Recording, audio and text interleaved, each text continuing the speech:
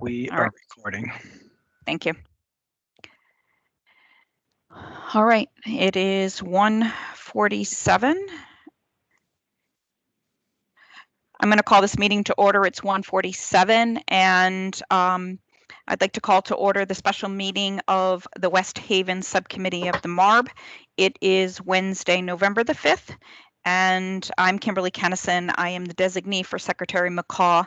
With me today is Christine Shaw. She is the designee for Treasurer Wooden. We have a quorum, and so we're ready to move forward with this meeting, this special meeting. The second item on the agenda today is the approval of the minutes, and that is for April the 20th. Can I get a motion? So moved. So moved. Oh, I got three of them. I'm going to take Bob White because I saw him first. To move. Can I get a second? Second. Thank you, Pat. Any discussion? And all in favor, opposed, or abstain, and we will get a roll call from Julian. Mr. White, Yes. Mr. Egan, Yes. Ms. Shaw, Yes. Ms. Kennison. Yes, That's everybody. thank you. The minutes have been approved, and thank you. So agenda item number 3 is for us to review and discuss or take possible action on for a recommendation to the full MARB. The labor contract, it is the Community Workers of America contract. This particular contract, it represents managers of numerous departments. There are about 36 employees that are being represented in this contract. And the previous contract expired on June of 2017. The city and the union recently negotiated a successor contract that would go through June 2024. And the MARB has the authority to approve, reject, or take no action on this contract. Based on the statutory timeline, the MARB has until June the 4th to take action on the contract if we choose.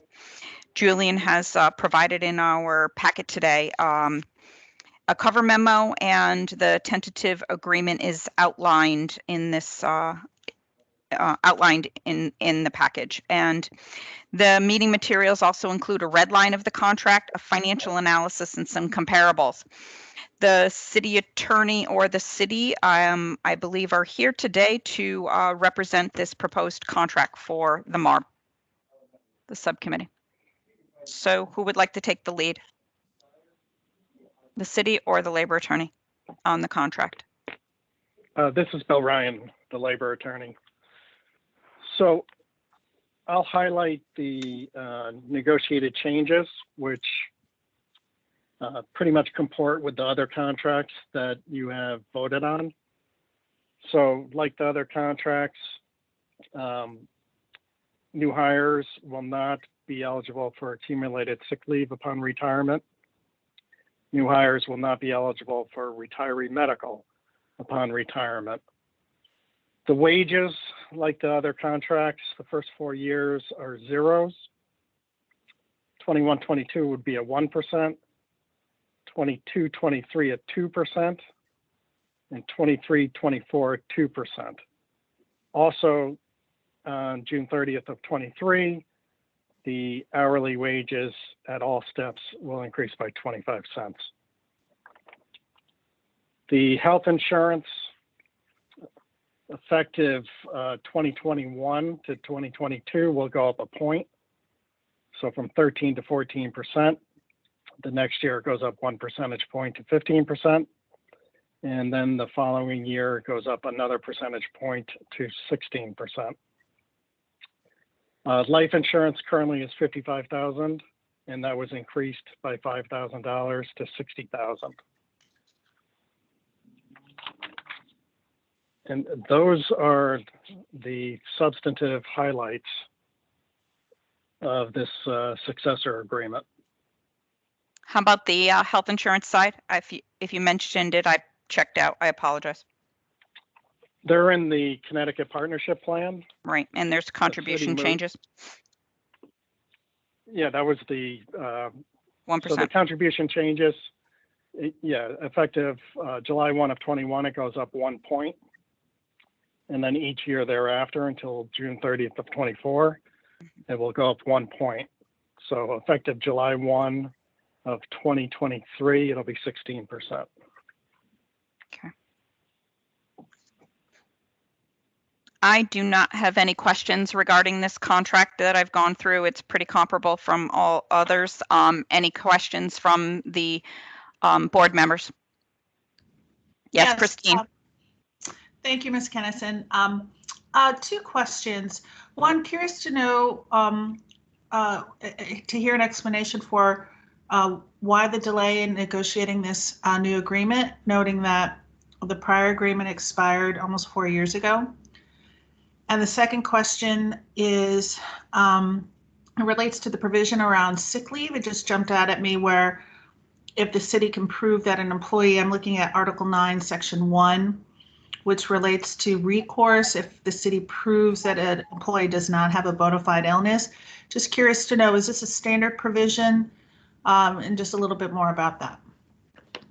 So I can answer that. This is Bill Ryan.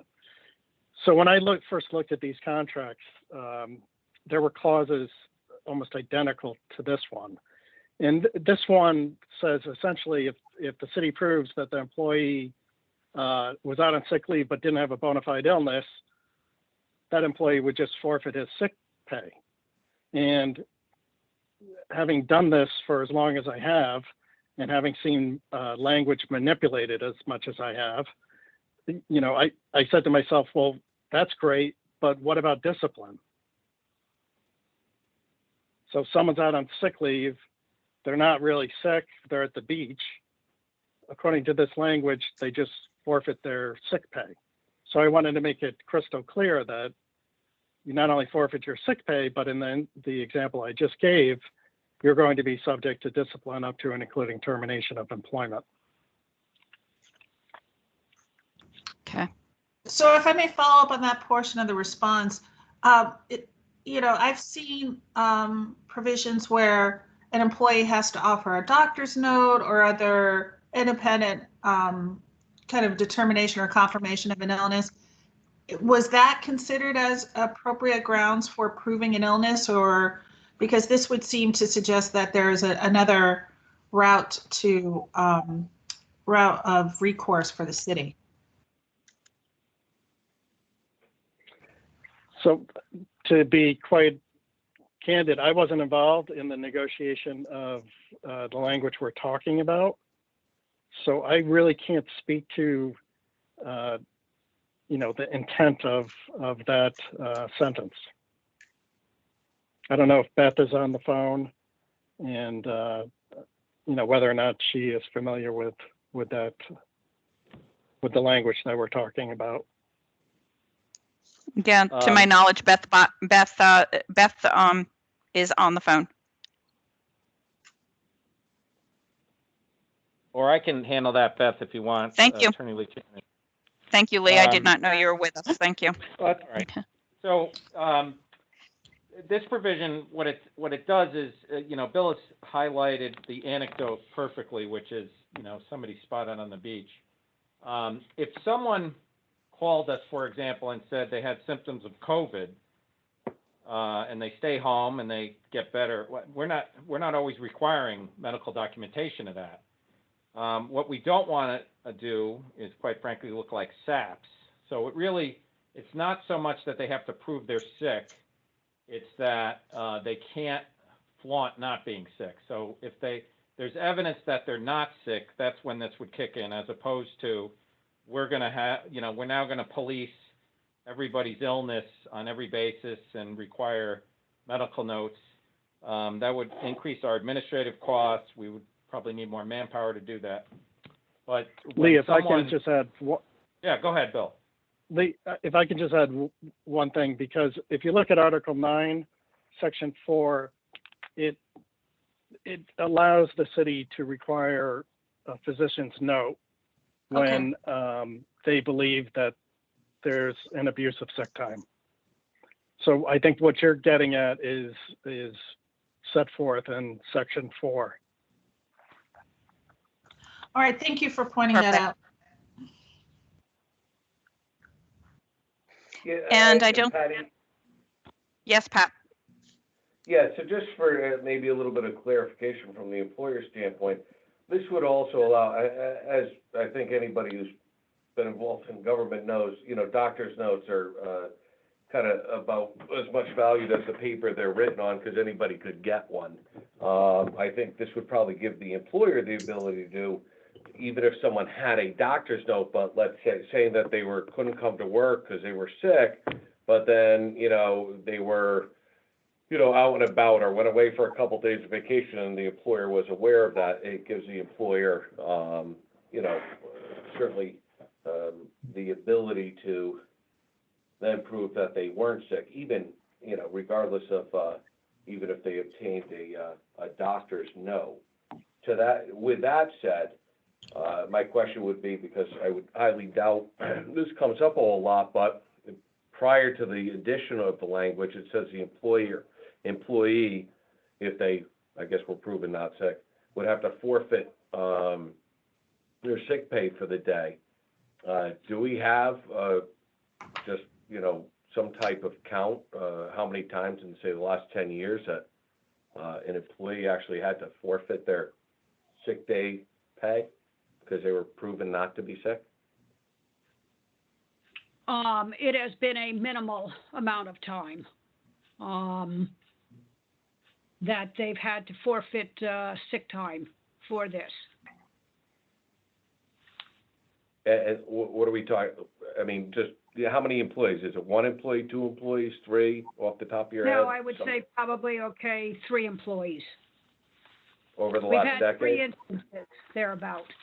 No, Okay. probably over the last 5 years. Okay.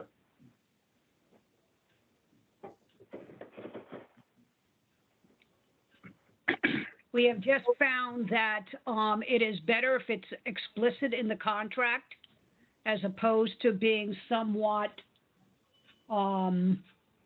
arbitrary or one where it doesn't explain what the parameters and what the disciplinary action can be.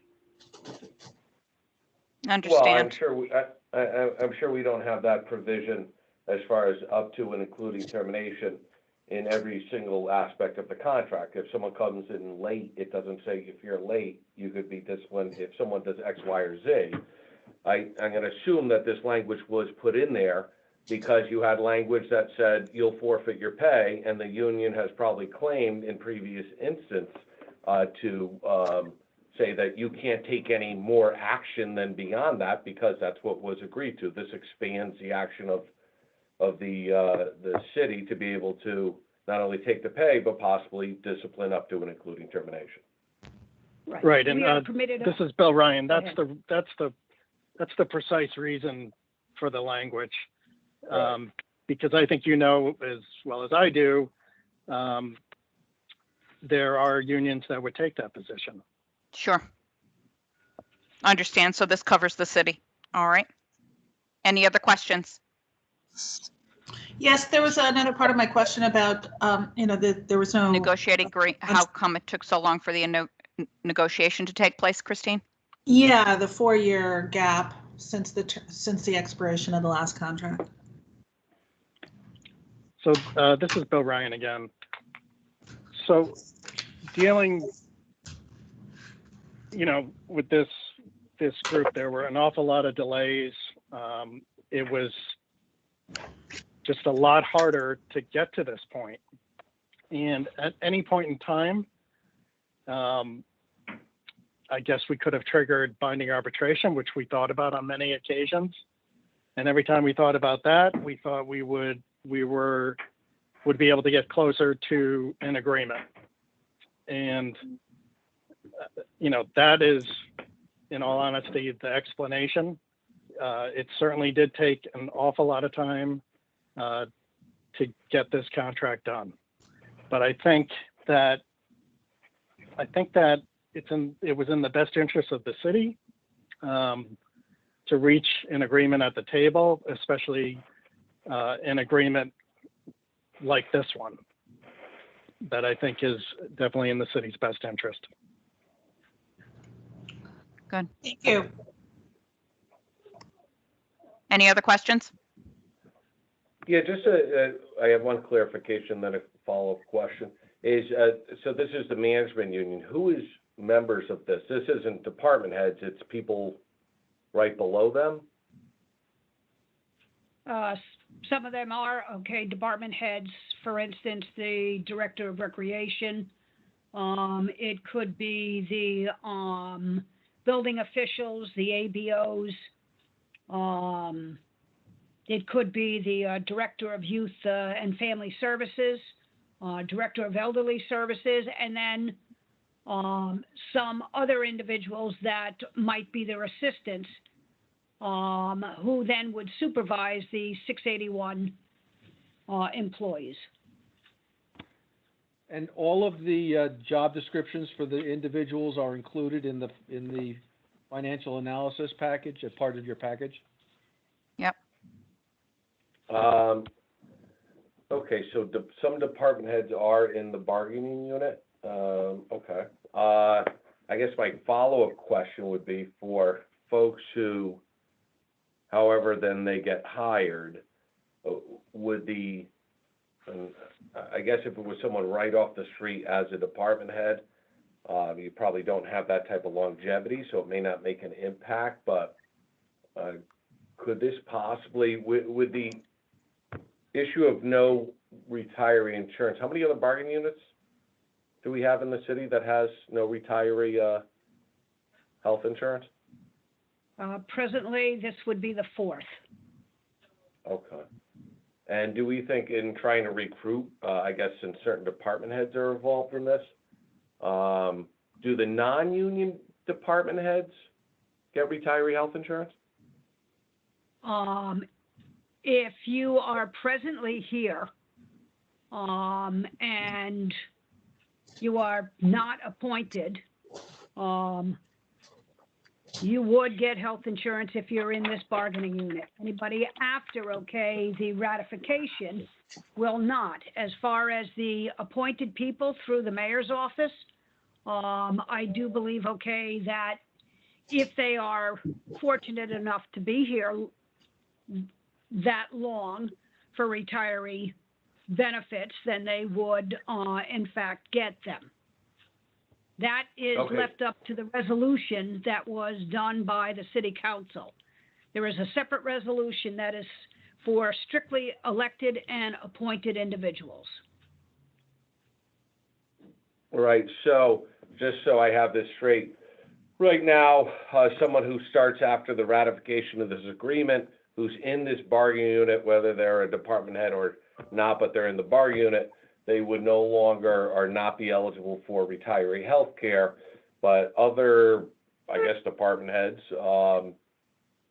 and other officials who are not in the bargaining unit, if they started after, whatever date, currently, they still would be eligible for retiree health care. According to the resolution,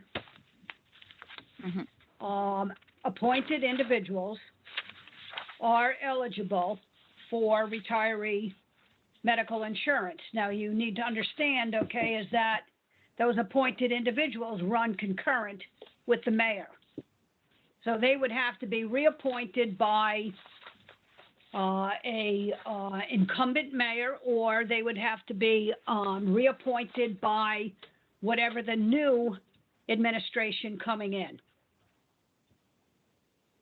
Correct, but I guess. Attorney Lee Turner, and I think I can get to this a little quicker. The resolution, Mr.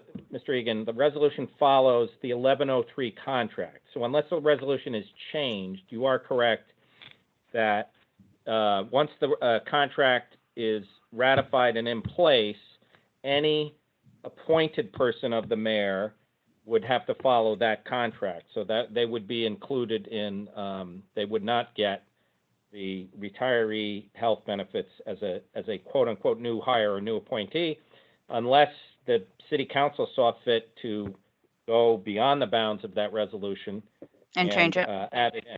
Yeah. Okay, thank you. I'm comfortable. If everyone's comfortable with that, I'm ready to propose that we make a recommendation on this contract to the MARB for consideration. Can I get a motion? So moved. Thank you, Pat. Second, Thank you, Christine. Any other further discussion? I see no. Can we get a roll call vote, please? Mr. White, Yes. Mr. Egan, Yes. Ms. Shaw, yes. and Ms. Kennison. Yes. Thank you. So our recommendation will go forward to the MARB.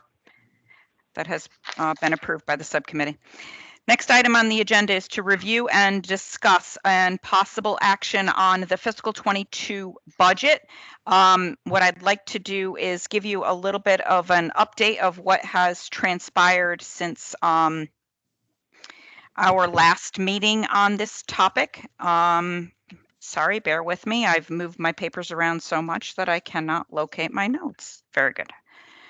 And so the subcommittee has reviewed the proposed budget on March the 22nd and on April the 20th meeting. And the city has addressed two of the open items that were related to the 22 budget from the last meeting. And the city provided us a contingency plan for the use of the ARPA funding that was built into their FY22 budget. The plan is included in this April, in the 29th memo that was distributed, and it is also summarized in a cover memo that's included in your meeting materials today. So the city was asked to update some exhibit regarding the mill rates and for the fire districts, as well as the proposed district mill rate for FY22. And that exhibit was updated and included in your April 29th memo from the city. The status of the other open items relative to the 5-year plan is also outlined in the memo and included in the materials. Now, as far as the 5-year plan is concerned, it is still a work in process. I want us today to really just focus on fiscal year 22 and making sure that fiscal year 22 budget is aligned with the 5-year plan, and then at the next meeting, I would like to take the 5-year plan further into discussion. So as long as 22 is in alignment with the 5-year plan, that's what our goal today is on taking action for this. I will let you know that we have followed up with the secretary, and the secretary is in agreement with this direction that we want to take today, even though she's not able to be with us today. So she is she's satisfied with the items that have been provided, and also, knowing that the plan is not foolproof by any means, but there are other ways for the city to close the gap, and that the plan that they've put forward today will have little risk. And there are other options. There still is the option of the $2 million MARB funding that is still available. So I don't want to lose sight of that should it need be. Before moving on to the discussion of the things that have changed, what I would like to do is focus on the fund balance exhibit so that the big picture, that everything is in alignment with the 5-year plan. And that was included in the packet it's on the PDF on page 83. And I'm looking at the June 30th, 22 numbers, and all of those numbers are in alignment. And within that alignment, they're actually the proposal for the updated 5-year plan. The 22 numbers are more favorable than what was originally proposed in each of the plans. Now, I know that we still have some work to do in the out years, but I'd like to take that up at the next West Haven subcommittee meeting. Okay? Bob, I know you're going to go there. So I want to let you know that we're not losing sight of it, and we still have an opportunity, and the secretary is also aware. So The fund balance actuals and the plan to go forward are favorable by 2.8% compared to where we were. So this is good news.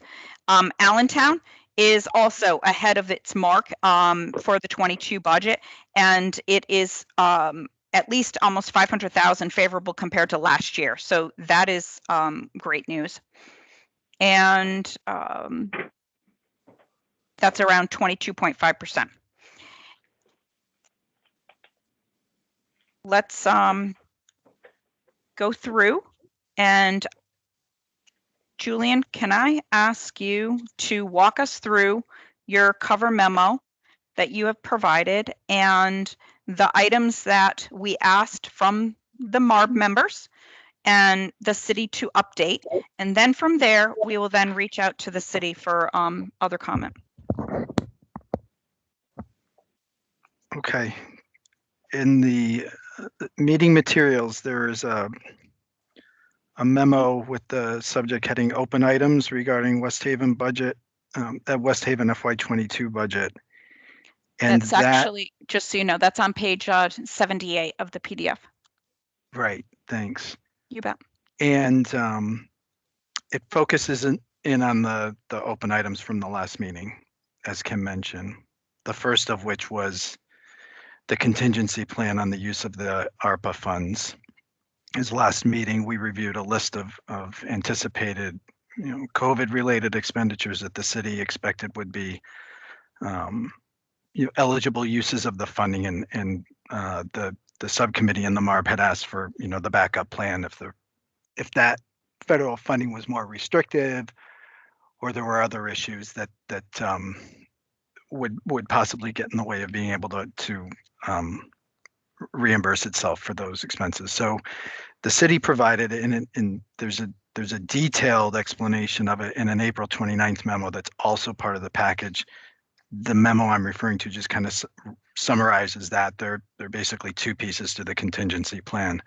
One is a series of budgetary adjustments that roughly total $1 million, things that the city could pull back on, defer, or delay in spending over the course of FY22 to close about $1 million of that gap.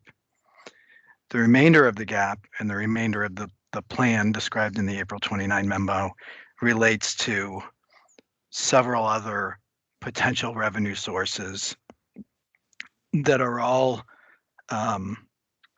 sort of pending approval or pending finalization. So we have the possibility and likelihood of being able to use ARPA funds to reimburse for lost revenue in prior years, as the mayor has mentioned. We have the additional revenues from the revised formula for the pilot payments. So it's I've referred to it here as the tiered pilot payments. Again, that's pending final state budget approval. And then the revenues that are out there on the table for distressed municipalities that were included in the governor's budget, but again, are not have not been finalized through the budget process. So in our estimation is that one way or another, between those budgetary adjustments and other possible revenue sources, that one way or another the city could very likely make this budget work with that $1.5 million revenue source. And that, as Kim mentioned, that there's pretty low level of risk of it creating a budgetary problem for them.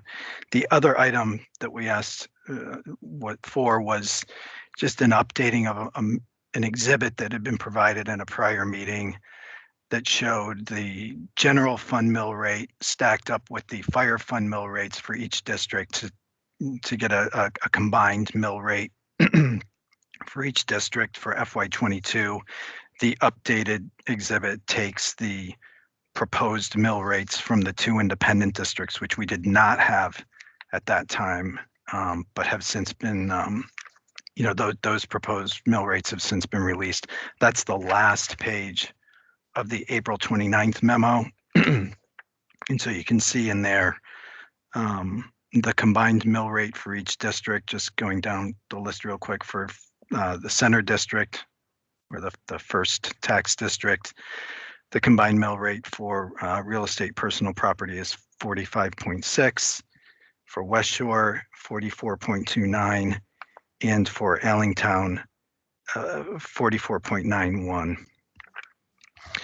Then the remainder of the cover memo that I had prepared basically takes the previous open item lists, one from the MARB meeting and one from the April 20th subcommittee meeting, and just gives the status on some of the other items that are related to the 5-year plan. So you'll note that we had, as part of the package, we received a sort of a preliminary plan on addressing the deficits in the internal service funds. That's included in your packet, and a handful of other things that are, again, related to the 5-year plan. Which I would like to take up at the next meeting, but at least they're reference for everybody to refer to. And oh, the mayor must have lost her. Okay.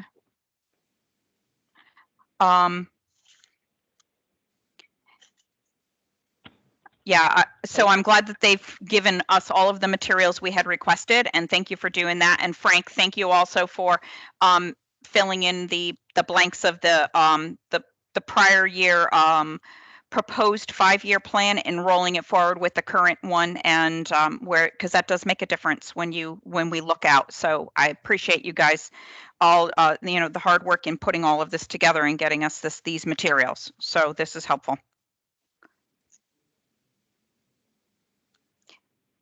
Any questions at this moment regarding the fiscal year 2022 budget?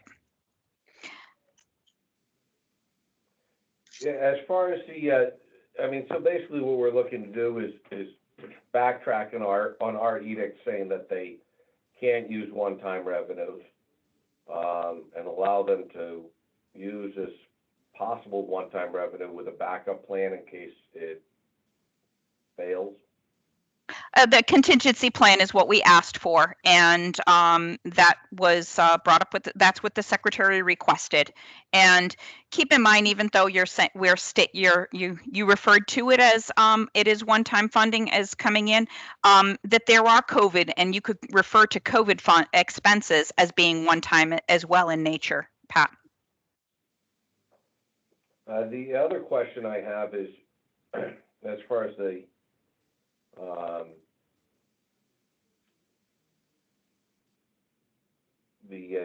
jobs where it says, deferral of plan hiring and vacant positions as a backup.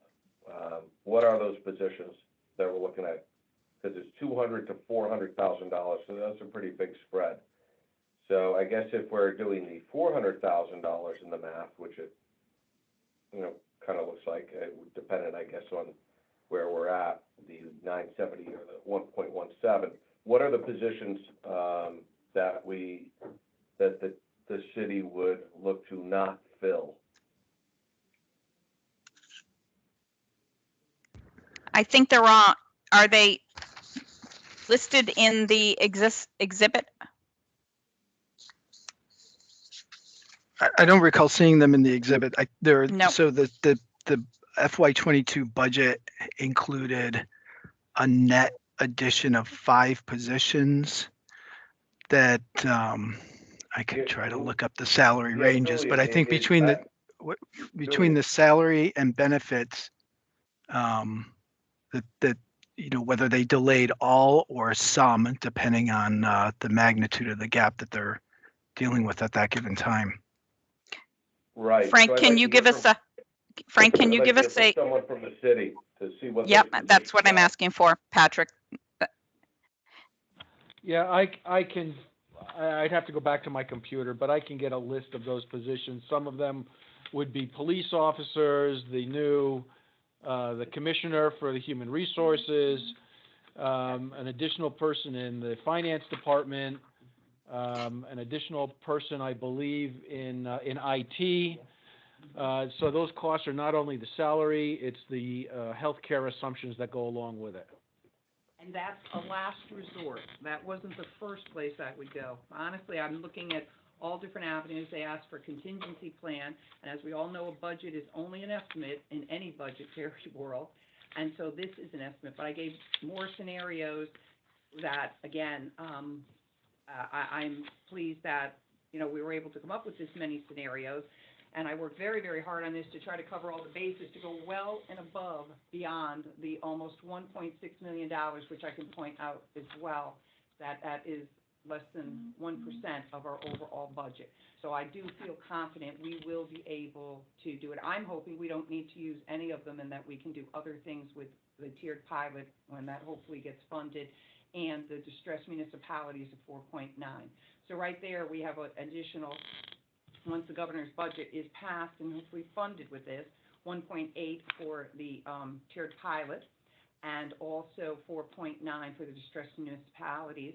I did take a peek at New Haven's budget through CCM, and they did an alternate plan as well. They have a crisis budget versus the hopeful budget with the same type of thing, with revenues in there that clearly no one has a crystal ball, but we are all very hopeful that they will be funded in the governor's plan. Thank you. Understand. Yeah, so I just think, I'm not quite sure the consideration of those positions, is kind of, I guess, penny wise and pound foolish in a sense, because the HR spot, the IT spot, certainly the finance spot, I know we've talked about to a fair degree and how important those are for the overall structure of, of city government and making the government work more efficiently and effectively. Understand, and we actually have it in disclosed in the MOU that we warranted the importance of some of these positions. I didn't put down the police. I know that that's not in there, and the commissioner, but I know the finance was included as well as the HR position. But they're considering that as extra alternative in their plan.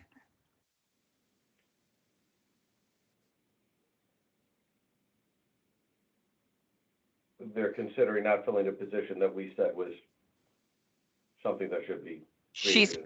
They put that as a contingency to the grant fundings. No, I got Okay. why it's there. Yep. Mr. Egan, I just wanted to let you know, when we're talking about a human resources position, the one we're talking about, for many years, unfortunately, because the city didn't have money, they've done without that, and our personnel director has taken over both commissioner spots. That position, I'm hopeful we can put in and leave in. Reason being is because that position and our personnel director, I'm pretty sure you know this, but is going to retire June the 30th. The human resources is what an AKA is, a community resources. So it's over elderly services, our health department, youth services, park and rec.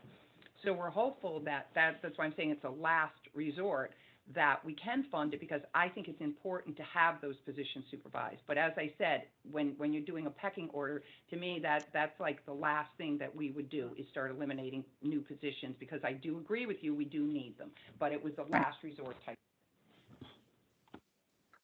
I got you. I certainly understand.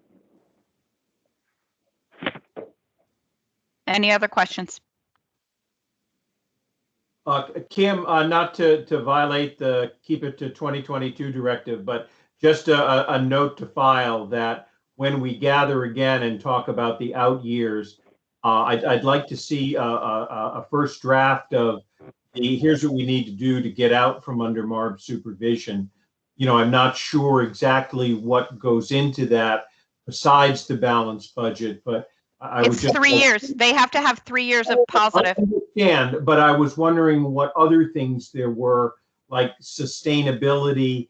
Let's see if we can flesh that out and come to an agreement. So it's just a marker. We'll talk about it next time. Thank you. And I agree with you. No other questions?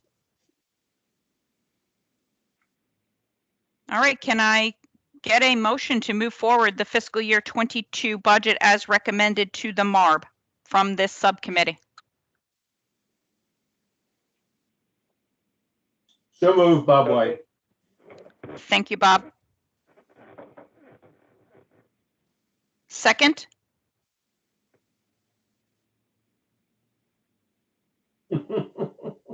I'll second that. Thank you, Christine. Any other discussion? Yeah, so we're taking up this motion, we're taking up this budget without, prior to taking up a revised 5-year plan that includes this budget. Correct? Because we are comfortable with the FY22 as it stands, but then we will still move forward on voting on the 5-year plan separately, and we've done this every year. Well, And you have another opportunity at the MARB to move forward, to still have further discussion, and that's next week. To be clear, Jim, that this vote would be to move it forward subject to approval of a 5-year plan. Then that is fine. Amended. Could the chair restate the motion, please? The motion is to recommend approval of the FY22 budget, a recommendation to move forward to the MARB. And I'm hearing an amendment that is contingent upon approval of the 5-year plan. So the 22 budget moving forward to the MARB Yes. with a recommendation of approval, but that's also contingent on the overall that the 5-year plan is approved. Yep. So if the 5-year plan is rejected, this budget is rejected by us. Yes, Bob, but is we that still your have an motion? opportunity because it's going forward to the MARB. It's our recommendation to the MARB, Pat.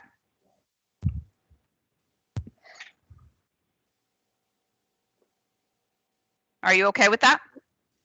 Yeah, I'm just trying to clarify what I thought the Bob's intention was, which is that the 22 budget is being moved forward to the MARB. Yep. Okay, for adoption, but it's contingent on the MARB also adopting the 5-year plan, since that's being amended and encompasses the 22 budget. So if the 5-year plan is ultimately rejected, then the current, this fiscal year 22 budget as proposed is rejected. Is that correct, Bob? Well, I mean, I think I was just trying to. Yeah, I would be careful because we need to make sure that we get the budget not held up. Okay? Well, I mean, isn't the MO, I think Pat's, I'm starting to be a little confused as well, because I always thought that under the MOU, that the 2022 budget had to be approved along with the 5-year plan. They do, but they're separate line items. They're not together. I don't understand what that means. So each item it's approval of the 22 budget. It's approval of the 5-year plan. It doesn't say one connected to the other. Remember, I'm not the lawyer in the house. Then withdraw the amendment. Okay, thank you. Okay, shall we start over or no? I guess I would be just confused at how would we approve this budget if we haven't amended the 5-year plan yet? Because the current 5-year plan doesn't, the budget that's before us as proposed is different than the budget that's in the current 5-year plan, correct? No, the budget for FY22 is that we're looking to make a recommendation to the MARB for approval is definitely in line with the 5-year plan for 22. I would like to have further discussion about the out years. So the mill rates as reflected in this budget are the same as in the current 5-year plan that we adopted? It was not based on mill rates, Pat. It was based on their fund balance being in line with the 5-year plan. Fund balance. However, the mix is of the revenues and the expenses, because many things have occurred, It is making sure the fund balance is in line, and they've met it and they've actually exceeded it. Okay? I'm not quite sure I remember it that way, but go ahead, move forward. Okay. We can process whatever the motion is. We're looking for a recommendation for the MARB, a recommendation of the FY22 budget for consideration for the MARB's approval. I have a motion, I have a movement, I have a second, and we are in discussion. So can I get all in favor? Aye. Do you want a roll call, Kim? Sure, or- it's only 4 of us, we're there. Go ahead, thank you, Christine. Mr. ahead. White, Yes. Thank Mr. you. Egan, Abstain. Ms. Okay. Shaw, Yes. and Ms. Kennison. Yes, I'm in favor. Thank you all. The motion has been approved to move forward. I do not have any other items of discussion today. I just want to let you know that we do have a meeting next week, which is the full MARB on the 13th. At that time, we have 3 budgets that are for consideration the fiscal year 22. We're going to have 2 labor contracts. At the following West Haven Subcommittee, May 25th is the 5-year plan that we'll be looking to go through with. At that committee, I am going to ask the mayor and the finance folks to also have prepared for us the ARPA funds and what your plan is when you get those ARPA funds. I understand that we do not have full guidance on it, but I'm sure that you're starting to think about the planning of those funds. And we did ask about the internal service fund. And so, Mayor, thank you for providing us what you plan to do with that internal service fund, which states that you would use some state or federal funds for that to help bring down that deficit. And my hope is that you will include some ARPA funds to help bring that down. And so we can address all of that at our May 25th meeting.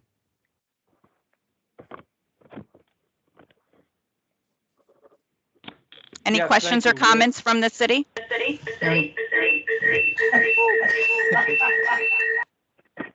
Who did that to me? Sorry, You- that was me.